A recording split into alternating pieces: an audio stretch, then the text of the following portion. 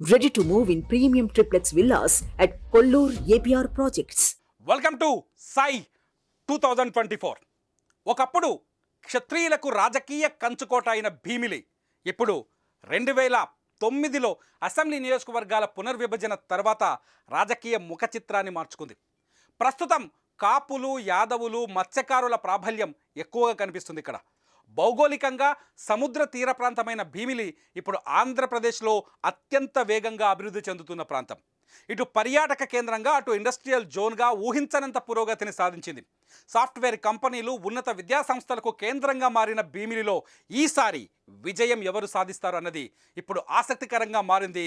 సై 2024లో చూద్దాం. ఇప్పుడు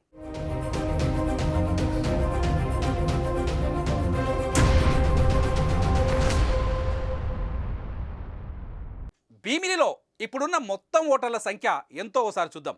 ప్రస్తుతం భీమిలిలో 3,29,669 మంది ఓటర్లు ఉన్నారు. ఇది తాత్కాలికంగా మనకు అందుబాటులో ఉన్న లెక్క మాత్రమే. ఇందులో పురుషులు 1,63,917 మంది ఉంటే మహిళలు 1,65,729 మంది ఉన్నారు. ఇక ట్రాన్స్జెండర్ ఓట్లు ఇక్కడ 23 కనిపిస్తున్నాయి.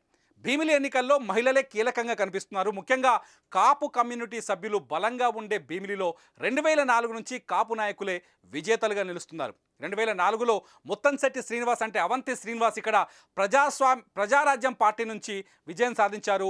రాష్ట్ర విభజన తర్వాత 2014లో గంటా శ్రీనివాసరావు ఇక్కడ నుంచి గెలిచి టీడీపీ ప్రభుత్వంలో మంత్రిగా పనిచేశారు. ఇకపోతే 2019లో వైసీపీ నుంచి మళ్ళీ అవంతి శ్రీనివాసరావు కూడా ఇక్కడ నుంచి గెలిచి మంత్రిగా పనిచేశారు. 2024 అసెంబ్లీ ఎన్నికల్లో భీమిలి నియోజకవర్గం కీలకంగా మారుతోంది. టీడీపీ, బీజేపీ, జనసేన అభ్యర్థిగా మాజీ మంత్రి గంటా శ్రీనివాసరావు ఇక్కడ నుంచి ఎన్నికల బరిలోకి దిగుతున్నారు. భీమిలి నుంచి గంటా శ్రీనివాసరావు రెండోసారి కంటెస్ట్ చేస్తున్నారు. 2019 ఎన్నికల్లో గంటా శ్రీనివాసరావు విశాఖ నార్త్ నుంచి పోటీ చేసి విజయం సాధించారు. గంటా శ్రీనివాసరావు రెండోసారి భీమిలి నుంచి రెండోసారి పోటీ చేయడం ఇక్కడ ఆసక్తికరం.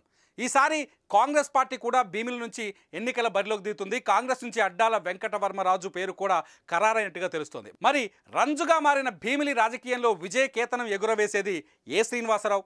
ముత్తంశెట్టి శ్రీనివాసరావా లేదంటే గంటా శ్రీనివాసరావా అన్నది ఇప్పుడు ఆసక్తికరంగా మారుతోంది. 2019లో భీమిలి నియోజకవర్గంలో ఏం జరిగిందో, ఆ ఎన్నికల్లో ఎవరికి ఎన్ని ఓట్లు వచ్చాయో ఒకసారి చూద్దాం. 2019 ఎన్నికల్లో భీమిలిలో హోరాహోరి పోరు జరిగిందని చెప్పాలి. భీమిలిలో అవంతి శ్రీనివాసరావు విజయం సాధించారు 2019లో. ఇక టీడీపీ నుంచి సబ్బం హరి పోటీ చేసి ఓటమి పాలయ్యారు. అయితే ఎవరికి ఎన్ని ఓట్లు వచ్చాయో ఒకసారి పరిశీలిస్తే అవంతి శ్రీనివాసరావుకు గత ఎన్నికల్లో 1,01,629 ఓట్లు వచ్చాయి. సబ్బం హరికి 91,917 ఓట్లు వచ్చాయి. అయితే 2019 ఎన్నికల్లో ఒంటరిగా పోటీ చేసిన జనసేనకు ఇక్కడ 24,248 ఓట్లు వచ్చాయి.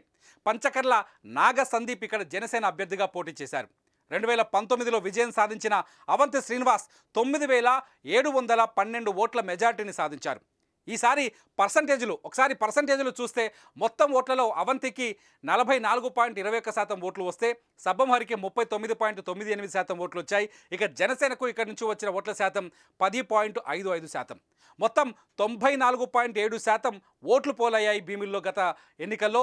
అందులో 9.63% ఓట్ల మెజార్టీతో అవంతి శ్రీనివాస్ విజయాన్ని సొంతం చేసుకున్నారు. ఇద్దరు మంత్రులు పోటీ పడుతున్న భీమిలి నియోజకవర్గం నుంచి ఈసారి ఎవరు విజేతగా నిలుస్తారు? ఎవరిని విజయలక్ష్మి వరిస్తుంది? కామెంట్ చేయండి. సై 2024లో మరో నియోజకవర్గంతో మళ్ళీ కలుద్దాం. సుమన్ టీవీలో మీ పర్సనల్ అండ్ బిజినెస్ ప్రమోషన్స్ కోసం కింది నెంబర్కి కాంటాక్ట్ చేయండి.